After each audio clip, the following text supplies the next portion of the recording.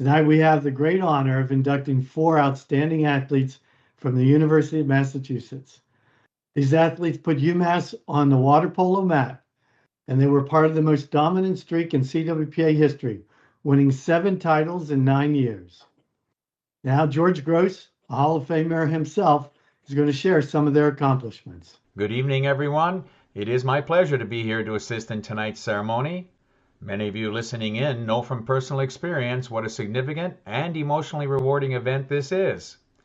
The CWPA Hall of Fame Committee, led by its chair Mike Schofield, is pleased to present the 4 new men's varsity water polo players who are being inducted into the Collegiate Water Polo Association Hall of Fame. All 4 members of the class of 25 are alumni of the University of Massachusetts from the 1990s and will now be introduced in alphabetical order. Javier Gonzalez was a potent driver for the UMass Minutemen from 1991 to 1994. He is the school's 3rd all-time leader in goals scored with 297 and in assists with 106. His 141 steals ranks him 5th all-time. Drawing 95 ejections put him 4th all-time in that category. Gonzalez's single-season performances impacted UMass water polo at an even higher level. He stands 1st all-time in assists with 64 and in shots taken with 227. His 120 goals and 55 steals both sit 2nd all-time for a single season. Outside accolades also poured in. Twice Gonzalez was named to the All-East First Team. As a sophomore, he garnered the award as the New England Division MVP. Gonzalez closed out his career by being selected as an honorable mention to the 1994 ACWPC All-America list. It is due to these accomplishments, plus many more, that we welcome Javier Gonzalez as a member of the CWPA Hall of Fame. Luis Limardo led the UMass offense for 3 years from 1993 to 1995 with his dominating play at center forward. He ranks 2nd all-time in 3 categories: goals scored with 306, ejections drawn with 177, and penalty shots drawn with 24. He stands 4th all-time with 95 assists. Limardo's single-season statistics are even more impressive. He is the #1 goal scorer of all time with 127 and 1st all-time in ejections drawn with 71. He also ranks 4th all-time, racking up 44 assists. The recognition from outside the UMass record books is substantial. Limardo was named to the All-East First Team on 2 occasions. His senior year proved to be his best as he was named to the All-East First Team, to the ACWPC All-America Third Team, and, most impressively, to the NCAA Championship All-Tournament First Team. For the past almost 24 years, Limardo has served as the Vice President and General Manager of Enterprise Mobility in Puerto Rico. It is easy to see why we are welcoming Luis Limardo as a member of the Collegiate Water Polo Association Hall of Fame. Alex Mujica stood guard in outstanding fashion between the UMass posts for 4 years from 1992 to 1995 as the team's starting goalkeeper. His 743 career saves puts him 2nd all-time. He also ranks 2nd all-time with 314 quarters played, while his .560 save percentage has him 3rd all-time. Mujica faced the most shots ever as a Minuteman goalie in one season when he had to stare down 227 of them. 3 times Mujica was named to the All-East First Team. As a senior, he was an ACWPC All-America Honorable Mention. The civil engineering major has spent the past 13 years as construction project manager for Empresas VRM after serving as vice president of Levitt Homes for 2 years in San Juan, Puerto Rico. We are pleased to welcome Alex Mujica as a member of the Collegiate Water Polo Association Hall of Fame. Brian Stahl was a UMass standout at center forward for all 4 of his years from 1995 to 1998. During that span, he notched 349 goals as part of his 502 career points. He also drew a monstrous total of 211 ejections along with 34 penalty shots. Stahl's single-season achievements show that his play translated to all areas of the pool. In the era of 2-point goals, his 12 are the most ever for a Minuteman. He also ranks 1st all-time in penalty shots drawn with 14. His 55 steals puts him second all-time, while his best season of 104 goals sits fourth all-time. Stahl led UMass to 3 NCAA national semifinal berths. 2 of those times he was named to the all-tournament first team.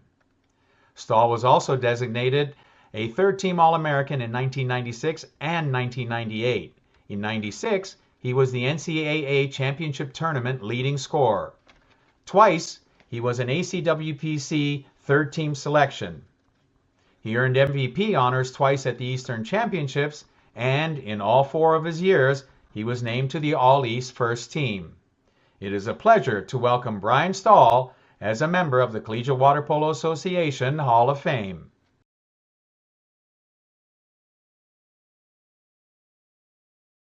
It is difficult to summarize the impact these individuals had in just one evening, but we have asked their Hall of Fame coach, Russ Yarworth, to give it a shot. Russ, take a moment to give us your thoughts on what made these players special. First of all, I'd really like to recognize and thank the CWPA Hall of Fame Committee, especially Mike Schofield, and the CWA Commissioner, Dan, for the nomination and selection of these athletes, for organizing this great honor for these former UMass water polo players. It's not only a recognition of their individual play and accomplishments, which was impressive by itself, but also recognition of the teams that UMass had during the time they were a varsity program.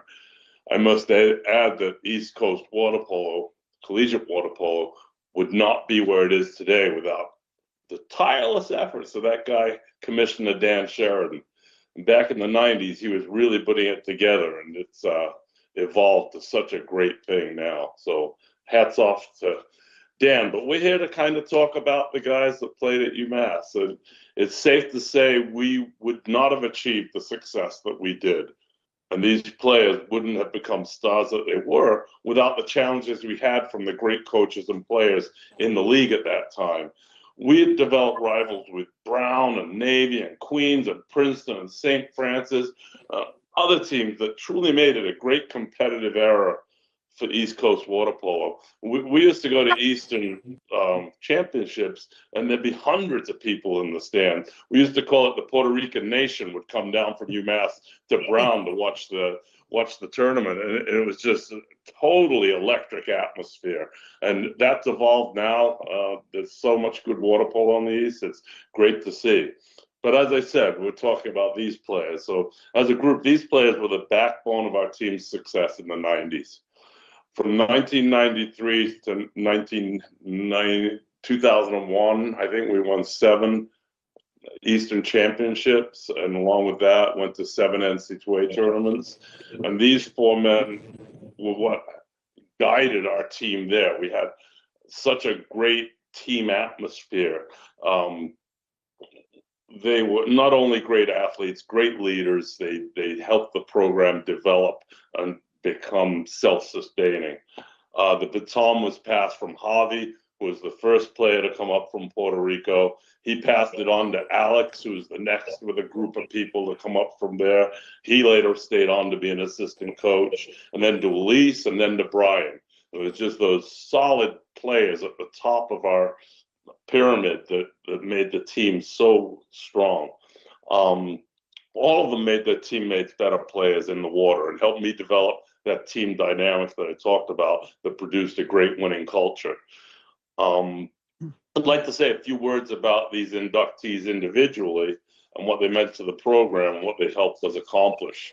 I still think I learned as much about water polo from them, if not more, than they did from me. They brought different aspects to the game, the Puerto Rican game, Brian coming up from Rudy's program, and just the challenge for me was always bringing all of this together. Much about those guys helped do that. So anyway, first in line comes Javier Gonzalez. All right.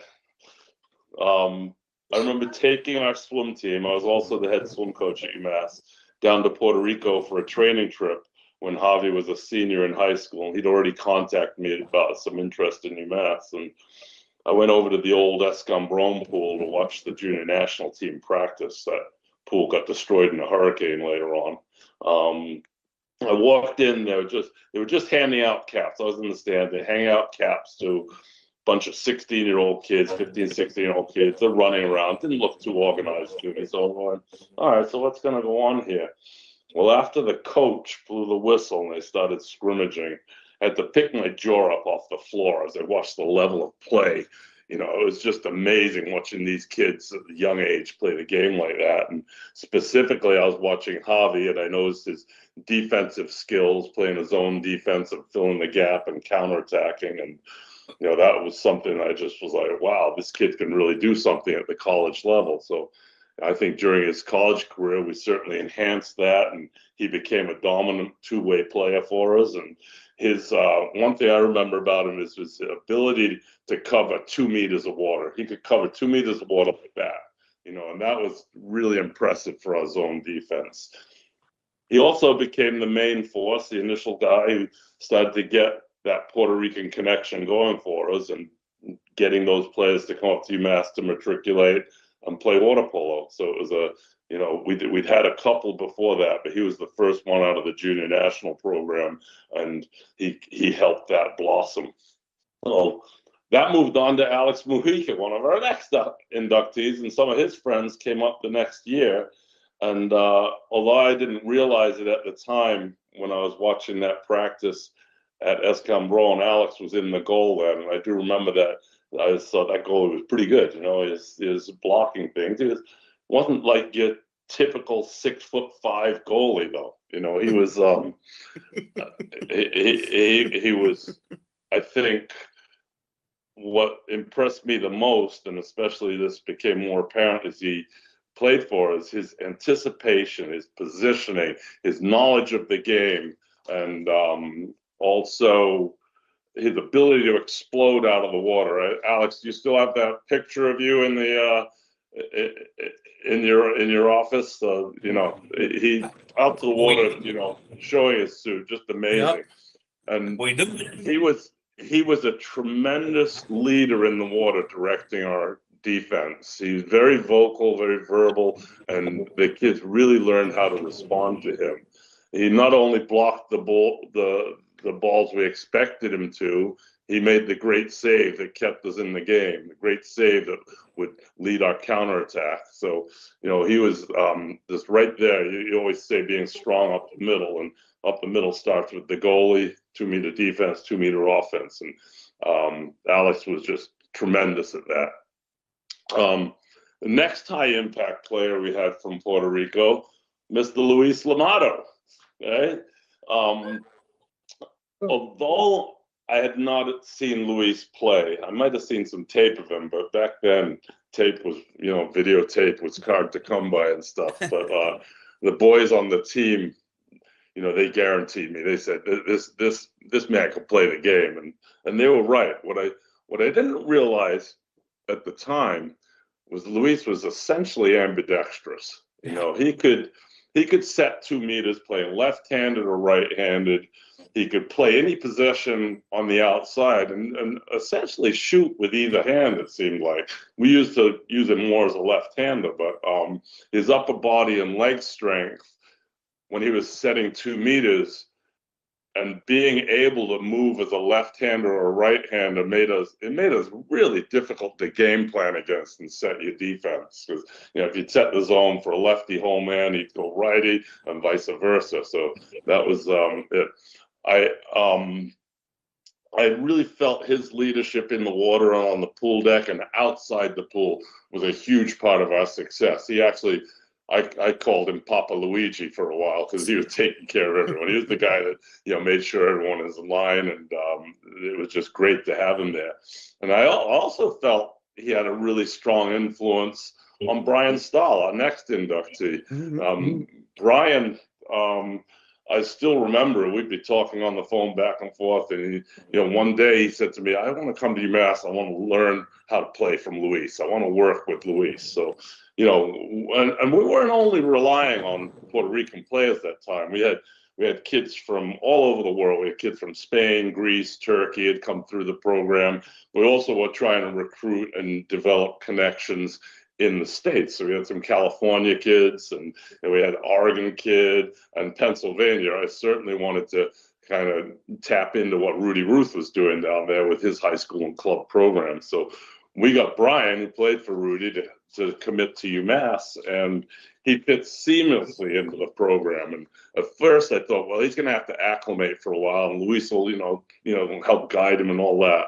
Well, it became pretty apparent after the first few games there was not really an acclimation period for Brian. He was quickly one of our most reliable offensive and defensive players, and people didn't really realize how fast Brian was.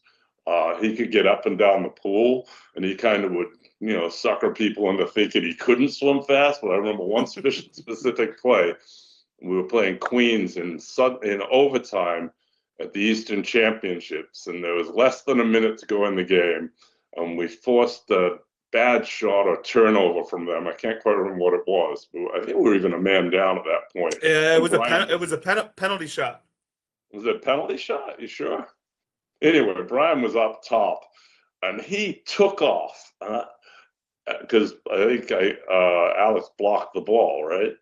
And he took off down the pool, and he was 15 meters down the pool in 2 seconds, I think. And Alex nailed an outlet pass to him, and he scored with little zero time on the clock just about. And we were lucky enough to go on to win the game in sudden death overtime. So, that was like, I'll remember that play to this day, because we were about to lose the Eastern Championship, and Brian got us back in the game, and then I think Rich Slingloff scored the winning goal in that game. But Brian stayed on to be an assistant coach for a couple of years, and I was actually hoping he was going to step in and be the head coach before they eliminated the program, which was such a shame, because we'd had such a great success with all these kids coming through the program. But I think in conclusion, these four men were probably four of the most successful individual and team athletes ever at UMass, not just in water polo. I mean, in any sport. We've got people that were first team all NCAA tournament, people that were all Americans, people that were winning championships, and these guys were leading the way. It was like a steady progress from Javi to Alex to Luis to Brian and beyond. And I'm just so proud and humbled still to have been their coach. It's hard to really believe that 30 years have gone by since some of you guys were playing. 27 for Brian, maybe, is just crazy. But I'm fortunate enough to get to see Brian once in a while around town. He's become a very successful businessman in town. We live in the same town. So anyway, guys, I congratulate you. You made my professional career and personal life so much more wholesome. You gave so much to me that I think this is a great honor. It's been a long time coming, and congratulations. Thank you. Chris, thanks so much. You did a great job of summarizing what that impact was. So now I'd like to introduce each of these athletes, beginning with their outstanding goalie, Alex Mujica. To say a few words about Alex, I've asked John Luviano, a former teammate, to share some of his thoughts. John, thanks for being here tonight to tell us a little bit about what Alex meant to you and to the team. Thanks, Dan. Great to see everybody. Congratulations, Bri, Javi, Luis, and Alex. Congratulations, and it's great seeing you guys. And hello to our Puerto Rican family there. So I have two quick stories. We're supposed to take about 3 minutes. Dan, I'm going to do my best to stay to 3 minutes. Two quick stories about Alex. And that's the thing with Alex. When you hang out with him, you always have a story. And so the first one, real quick, believe it or not, Alex and I haven't seen each other a lot in 30 years. But believe it or not, we ran into each other about 3 months ago at a Penn State football game.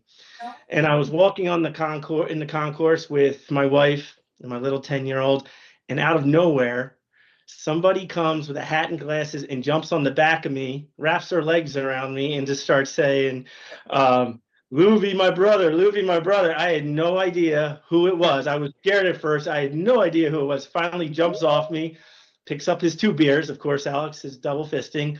And there he was. It was Alex. We hadn't seen each other in years. And it was just like old times. It's just like being back at college. And it was so good seeing him there of all places. And then the next quick story. My family and I took a vacation, my wife and I and our 5 kids. We went to Puerto Rico probably 5-6 years ago.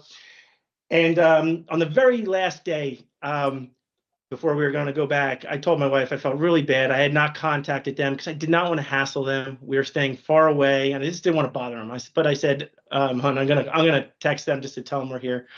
I sent a text, and before I could put the phone down from the text, Alex and Luis had already made dinner reservations. And so that night we went out to dinner, myself, my wife, my 5 kids, and their families. And we hung out till 2 a.m. in the morning, telling stories, laughing. And I remember my kids did not want to go out with my friends from college. I forced them to come. To this day, my kids ask how Alex and Luis are. It was one of the best nights they've ever had. And my kids still keep in touch with Alex's kids. It just shows the bond that we have and the type of person Alex and Luis are. It was a night that I'll never forget, a night that my kids will never forget. And I'll close with these remarks. And Alex, I wrote this down because I just wanted to make sure I said it right. So Alex, as Russ said, is not the biggest guy in stature, but he really does show up with a huge heart and an even bigger personality. He's endlessly charismatic, always telling stories, always laughing, and always loud enough for everyone to hear. He's the kind of person that you can disappear and not see for several years, and then he'll literally jump on your back when you see him. Let's see. His energy is contagious. His loyalty is unwavering, and his heart is bigger than anyone I know. Alex was not only an incredible goalie and teammate, but more importantly, an exceptional person, and I'm proud to call him my brother. Congratulations, my brother. Thank you. John, that was great. Really appreciate it. My pleasure. Now it is with my pleasure, Alex, on behalf of the Collegiate Water Polo Association, to welcome you as our newest member of the Hall of Fame, class of 2025. Would you like to say a few words? Thank you guys. Alex, the floor is yours if you'd like to say anything. Well, first of all, I'd like to thank the Collegiate Water Polo Association for just thinking about us and providing us with this award that it's really honored for us to receive, and especially to the coaches that were on the opposite teams, like Mike and Ed. Those guys, I mean, indirectly put maybe a drop of knowledge into my professional career. I'm not gonna leave my teammates out. Louie, Javi, Mark, Luis, JC, Frankie, Carlos, and all the guys that are here and that are not here, that Brian, that we really shared some great moments, and we learned from each other. And you were really a great part of my success. I'm not gonna leave Ross, that my first year I had to stay with him for a week on preseason. I mean, I'm not gonna give you that story, but he's been like a dad to me. And when I was there, I mean, we were in a different country, a different language. I didn't speak that well at that time, and he provided us with guidance. And whenever we left to the other side of the road, he was just right there pushing us to keep on the right track. I'm gonna thank you, all of you guys, my parents, my biggest fans, like and that's the said, and my wife, they're all pushing us, taking us to practice at 5 o'clock in the morning. Whenever we didn't want to go to practice, no, you gotta go to practice. I'm driving you. So thanks to that support and pushing, that's my success. I mean, we wouldn't achieve this without the help of our teammates. I mean, this is not only our award; it's a team effort. That's why it's a team sport. So I'd like to thank everyone that is here and that is not. Right, guys? Thanks to you guys. And congratulations to my teammates too. All right. Thanks, Alex. Next, I'd like to introduce Mark Stodenbauer, former teammate of Luis Limardo, to share his thoughts about Luis.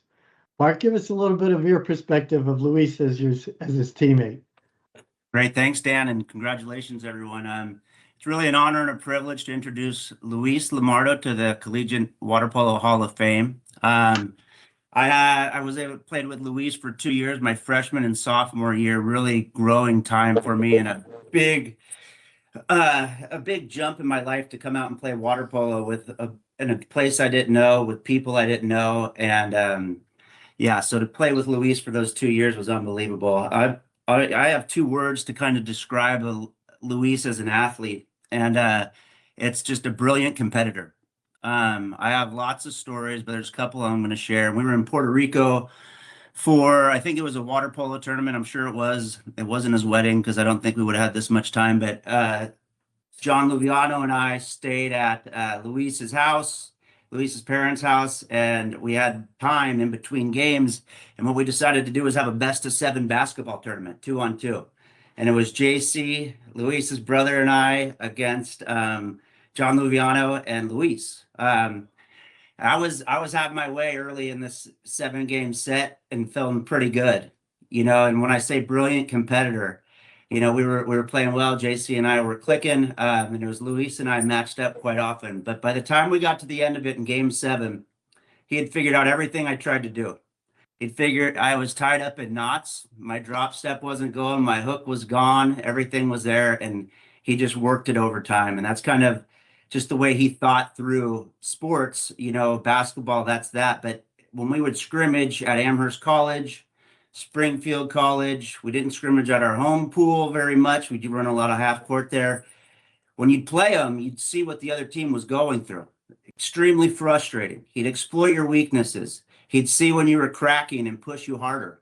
And I think there was even an incident where, like after practices, he would show you what your weaknesses were because he knew you so well, and it'd give you the opportunity to improve. So when you went and played the other schools, you could work on that. And that was something that I really valued playing with them in practice, because some of our practices were as good as our games, and they were extremely competitive, and we played really hard.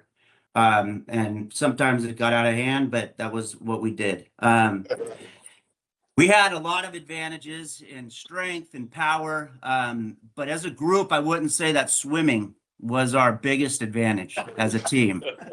We had a few swimmers, and despite having a world-class swimming coach as our coach, it wasn't our strength. And like maybe it was because we didn't like to swim.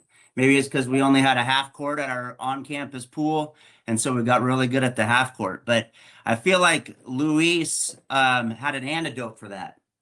And how he played the game was when we get possession, we'd get into a half court. We'd keep the possession for as long as we could. Luis would work it down to the end of the shot clock and draw an ejection. And then we'd convert on the ejection, score a goal, and calmly breaststroke back to half court instead of having to guard a counterattack, which was really a great strategy. And so that was, and then at the end of it, a minute was off the game clock. We didn't have to guard a counter. We were fresher and we were ready to go. And I think that was something, we didn't really talk about it, but Luis would rather be in the half court. And when he was in the half court at whole set, one of the greatest positions in sports is a whole set. It's a catcher, it's a quarterback, and a whole set in water polo. And the way that he was a master facilitator. and passing the ball. And when you got a ball from Luis, it came with confidence. Like you felt confident catching it. He'd tell me after games, and I think he told a lot of people, he could see in our eyes who wanted the ball, who was ready, who was feeling good, and he could look at that and tell just by being the facilitator of the offense. And that was, something that I would pay attention to and be like, hey, you better look like you want the ball if you're going to get the ball from Luis. And so I showed up ready to play for UMass and for Luis. Something that won't show up on the Hall of Fame stats or in the, that does show up in the wins and losses. But like as Russ mentioned, we had players from Spain, Turkey, Greece, Puerto Rico, Florida, New York, Michigan, Texas, Pennsylvania, California, and even one player from Massachusetts. And I'm sure I'm missing a couple. What a recruiter you are, Mr. Yarworth. I don't know how you sold so many people on coming up and playing without barely a pool. And I told him they could meet you, Marky. Yes. Well, and so that was, like to be successful as a program and humans, we had to find a way around our differences, which everyone knows isn't easy, to support each other. There's only one ball. There's only so many minutes, only so many hotel rooms that you could travel. So there was a lot of competition, but we had to support each other. For me, Luis was probably the most integral part of that. To make everyone feel included. I was a long way from home, and uncomfortable, and it's a very fragile situation sometimes when you're out there, and just having someone put their arm around you and make you feel like you belong is something that really touched me for a long time. And, it made me stick through stuff and really learn. And what I did learn from the example he set was that I did my best to pass that on as new players came in. When they came after Luis's career was over, I really made a point to amplify what he did and pass it on.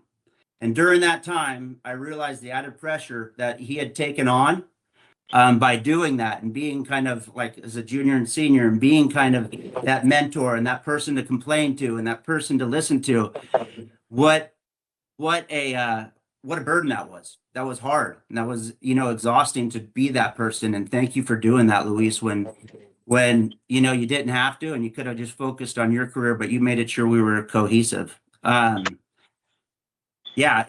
In closing, our families, I see them back there, have spent Thanksgiving together in California during the NCAA water polo tournament.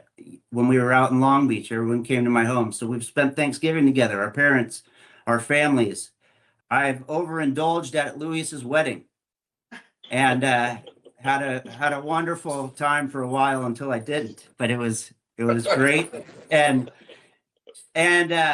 knowing that Luis is out there, that I can always reach out to him, is I consider it a blessing in my life and somebody who I can always turn to, even though our paths don't cross being so far away as often as I'd like. I'd like to turn that up as our kids start to grow. But congratulations, Luis, and everybody else on an overdue and very well-deserved recognition that you're getting here today.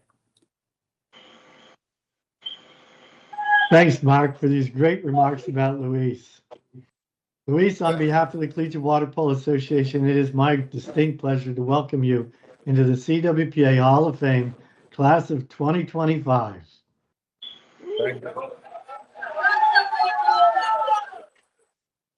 Luis, would you like to say a few words? Yes, thank you. Marky, thank you very much, and Lubiana for all the words. It's amazing, to all the bond that we have together. So I appreciate every word, and we value that a lot. And I know Alex does as well. Thank you, Mark.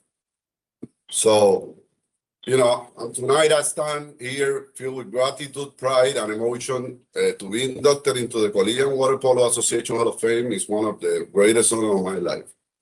But what makes this moment truly special is why I share it with. To be inducted alongside two other Puerto Ricans, Alex and Javier, who I consider not just teammates but brothers. And with Brian, we earned our respect and became family as well.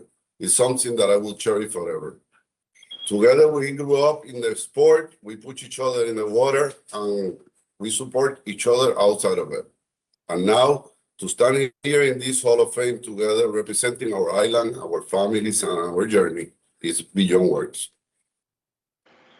Being Puerto Rican has always been at the core of my identity. Coming from a small island in the Caribbean where we were fortunate to be exposed to some of the greatest players and mentors in the sport. Some of them here with us tonight here in my house. People who inspire us, challenge us, and show us what excellence truly look like. That exposure shaped us, fueled our ambition, and gave us the belief that we could compete with anyone, anywhere.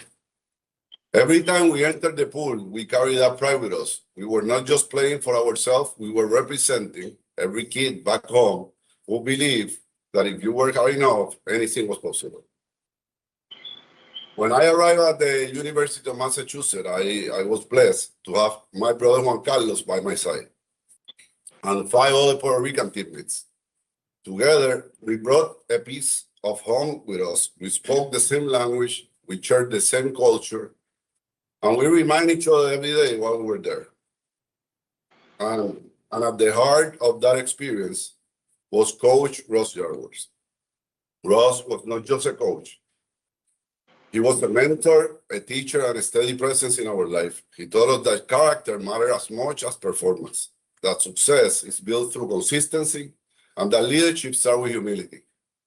His impact on me extends far beyond the pool. To this day, I carry his lesson into my professional and personal life. My family, thank you for everything. To my father, who taught me the value of hard work and doing things the right way. To my mother, whose love, sacrifice, and faith kept me grounded. To my wife, Yesenia, thank you for your endless support and patience through every challenge and every journey. And to my children, Luis and Amanda, you give purpose to everything I do. You are my legacy and my greatest source of pride. Water polo gave me more than awards and memories. It gave me discipline, perspective, and purpose. It taught me to lead by example, to celebrate others' success, and to never forget where I came from. Those same values guide me today as I lead teams and people in business, reminding me that excellence, whether in sport or in life, is always a team effort. So tonight, I accept this honor with immense pride, but also with deep humility, because I know this recognition is not mine alone. It belongs to my teammates, to my coaches, my family, and every Puerto Rican water polo player who has ever dared to dream big. To the CWPA and the commissioner, thank you for the incredible honor and for your commitment to keep growing this sport. And to Brian and my fellow Puerto Rican inductees, thank you for sharing this journey with me. To be in the Hall of Fame with you make this moment truly unforgettable. From the bottom of my heart, thank you to the CWPA, thank you, Commissioner, thank you, Mark, Luby, Ronnie, Javi, Alex, and everybody who's here to be part of my journey. Thank you, guys.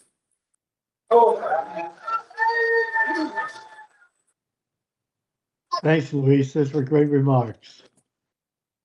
For our third inductee, Brian Stahl is going to be introduced by his former high school coach, Rudy Ruth. Rudy, the floor is yours. Thanks, Dan, and thanks for all you've done for water polo. And I'm just so happy to chime in here. Congratulations to all the inductees. Just wonderful.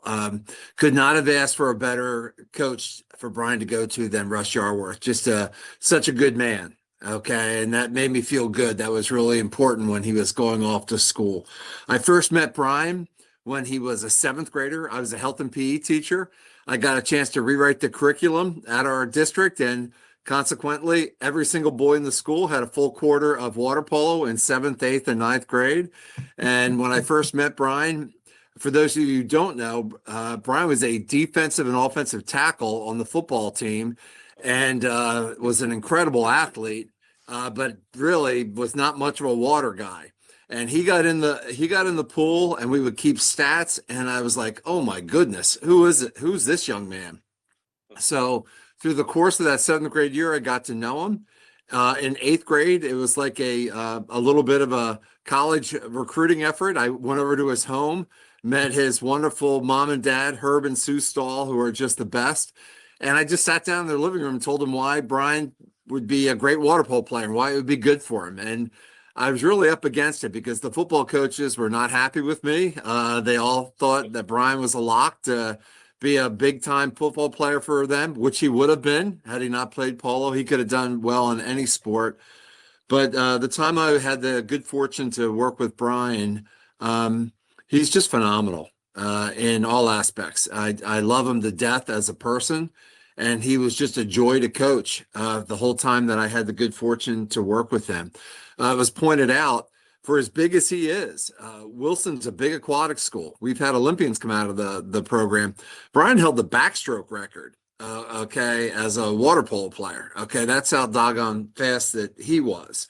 And when you had the opportunity to coach somebody like Brian, who's just such an athlete, I think I was a decent tactician, but it's not too complicated when, you just say, just get the ball to Brian, just make sure Brian gets the ball. It wasn't a real complicated scheme that we ran. But I will tell you, during the course of Brian's sophomore, junior, and senior year, for almost 3 years, we never lost a game.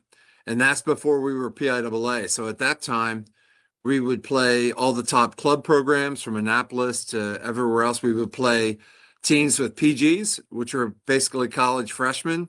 And then we played all the best high school teams, and we never lost a game. Brian was two-time All-American. He was Mr. Water Polo in our state, and holds, every record you can imagine that you can hold.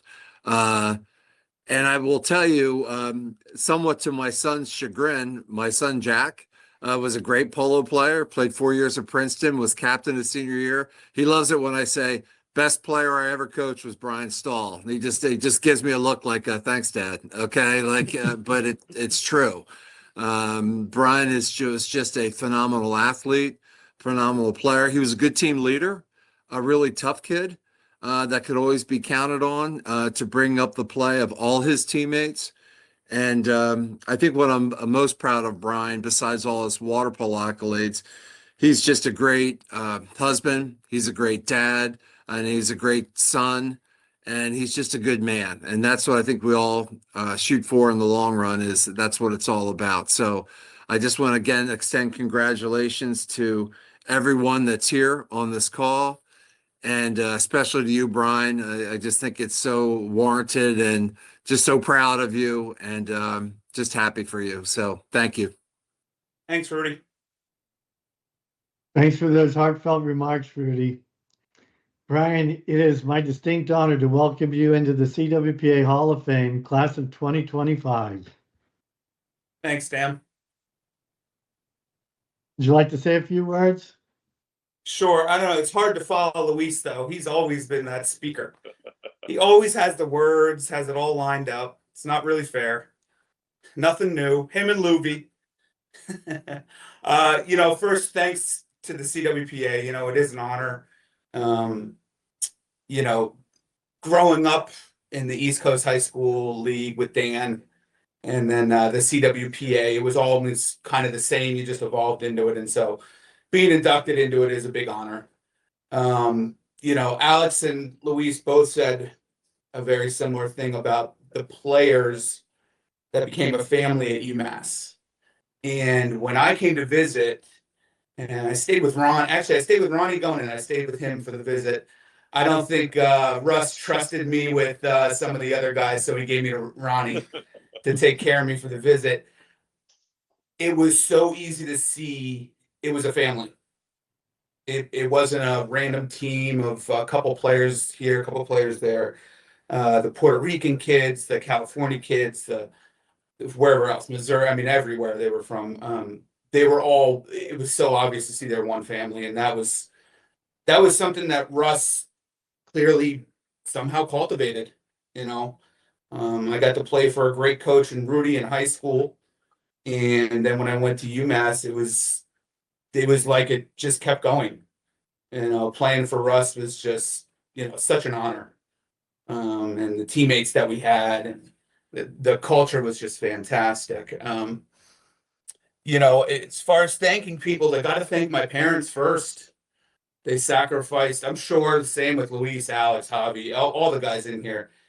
You can't play water polo and not have your parents sacrifice so much time.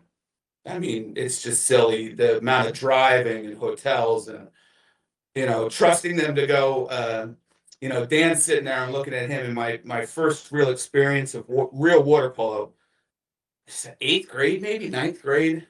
Barely knew what I was doing, and my parents trusted me to go to Florida and play in the Junior Olympics. And with some guy named Dan, who just seemed like the nicest guy, and they trusted to do that, and that was kind of the start of it all. You know, played with some amazing players in that tournament, and I saw kind of what I wanted to do. And you know, the memories, just seeing the guys here on the Zoom. You know, when we lost UMass, it was a shame, obviously, when it got cut. It was the memories that were made, and you know, it was just a great environment to go to, the college, and it was just a great time. And the teammates, like both Alex and Luis said, they made it. You know, yeah, you know, Luis and I didn't get a chance to play with Javi. You know, yeah, our goal was to you know, put the ball in the back of the net. That was our job, but you couldn't do that without another, you know, 10, 15 guys helping you out. And especially, like Marky said, some of our practices, we had practices that we were playing another team that was better than probably 95% of the other teams out there. You know, and the fact that Russ was able to get so many people from, like Marky said this too, so many people from so many places and come to that tiny, cold, crappy pool. And yet those California kids, the good ones, a couple of them did quit quick, but they would stick around and come from the sunny beach and still stick around and play. And you know, it's a real testament to Russ. You know, us getting into the Collegiate Water Polo Hall of Fame is a real testament to what he created. So I couldn't have been happier with my choice to go to UMass, and once again, couldn't be happier to get inducted into the Collegiate Water Polo Hall of Fame. But thanks. Ryan, the honor is well deserved. Well, last but certainly not least is Javier Gonzalez, former teammate of Ron Gonen, will be introducing Javi. Ron, share with us your thoughts about Javi and the impact that he had. Okay. Well, great to see everyone. It's been many, many years, and great to see everyone healthy and with their families. Alex, Luis, Brian, congratulations on being inducted. And Javier, honored to have the opportunity to induct you. And if someone would have told me when I was graduating that 30 years later, we would be celebrating UMass water polo in some type of Hall of Fame induction ceremony, I would have said that that was only possible because of something Dan Sheridan had built. So I want to also just take a moment and recognize Dan for what he's been able to build on the East Coast and for creating this opportunity. I grew up playing water polo on the East Coast, and I remember growing up in the mid 80s, late 80s, early 90s, Brown and Navy dominated East Coast water polo, and then Princeton came along and became good. Javier completely changed that. And people think of UMass today as this dominant program in the 90s that won 7 Eastern championships and completely wiped the slate clean of anybody who tried to compete with us in the East Coast, and was able to also go out into the West Coast and be extremely competitive at the highest level. That all started with Javier. He was the one who came in and I think had an incredible attitude and confidence and skill set. And we won that first title in '94. He was our leader. He was our best player. He set the tone and was able to then recruit all of these other great players from Puerto Rico. One thing I always knew playing on a team with Javier was that as a lefty, I was going to be on the other side of the pool. And I was oftentimes responsible for trying to guard the best player. And I knew that my responsibility was to try to shut down this best player, because something you always knew about Javier was he was going to get his 4 or 5 goals. You didn't know if it was going to come in the first quarter, if it was going to come in the last minute of the game, but Javier was going to find a way to always deliver goals. And it was awesome to be able to play with somebody like that, where you always had confidence that they were always going to deliver goals. But more important than his goal scoring ability, the thing that I always remember about Javier, along with clearly being our best player, is that Javier was always positive, always confident, but never arrogant. He was always encouraging. I don't care if you were a starter, sometimes a starter, someone who came off the bench, somebody who never played. Javier treated everyone equally. He treated everyone with respect. And I can remember a lot of games where somebody came in who rarely played. Russ had some idea to put them in, and lo and behold, they scored a goal, they made a steal, they had an assist. And I always thought to myself, a big reason for that person to be able to come in and do that was because Javier always showed them respect, always encouraged them. And it meant when they get into the game and there was a big moment, they weren't nervous. They didn't think they had to throw it to him. They could make the right play that was expected of them in that moment. So Javier was always encouraging. And most importantly for us and our success, Javier always showed up in the big game. Always showed up in the big game. And we had a lot of big games playing with Javier because we were always playing for a championship. And in order to get to a championship, and by our second, third, fourth championship, we went from being the upstarts to the teams that everybody wanted to beat, everybody wanted to knock off. And so we had a lot of big games. And I remember every single big game, Javier showed up with confidence, and Javier delivered. And it's his character that I remember most about playing with him. And so, Javier, I'm honored to be able to induct you. Congratulations. And so proud that you're getting this honor.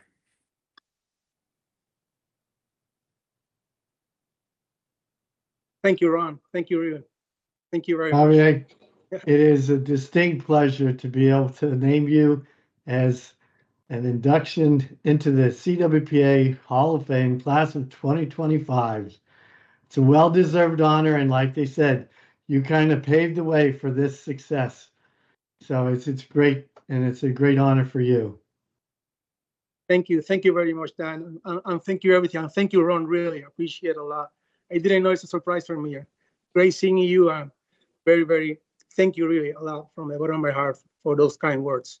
I just have very quick something remarks I want to share. My deepest gratitude to the great family of this distinguished organization, to its commissioner, Daniel Sheridan, the committee, and to all of those who make this event possible. Thank you for the immense privilege that you bestowed upon me by allowing me to be part of this distinguished group of athletes. It is a true honor to be invited to become part of this great family. Dad, Mom, and my sister, thank you so much. Without you, this recognition would not have been possible. To the rest of my family, my cousins, and my nephews, thank you all as well for everything. To my wife, the love of my life, who has given me direction over these past 12 years, thank you. A special thanks to Coach Ross Yarwood. Thank you for believing in us, for your patience, wisdom, and dedication, for guiding us through a very special and important time in our lives. I will forever be in debt to you and the university. To my brothers, Luis and Alex, Frankie, JC, who I know are there, and to all my teammates, Ron, Louie, Mark, and all of the others throughout the 4 years. Thank you. It was an awesome ride. I accept this distinction on behalf of all of those who have accompanied, guided, and supported me along the way. Water polo and all of you taught me that true victories are not measured in medals, but in the ability to grow, to serve, and to try each day to be a better human being. Thank you very much, really, from the bottom of my heart. Well, it's well deserved. Well, this has been a great evening to recognize 4 athletes that were part of a dynasty. Their entry into our prestigious Hall of Fame affirms their achievements as athletes and solidifies the University of Massachusetts as the most successful program in our conference history. I don't know what it is about dynasties when it comes up to the New England area, but UMass is definitely one of them. As we wrap up, I want to thank each of the speakers for their participation and congratulate our newest inductees once again. Thanks everybody for watching and have a great evening. Thank you, guys. See you guys. Congratulations, guys. Take care, Ross.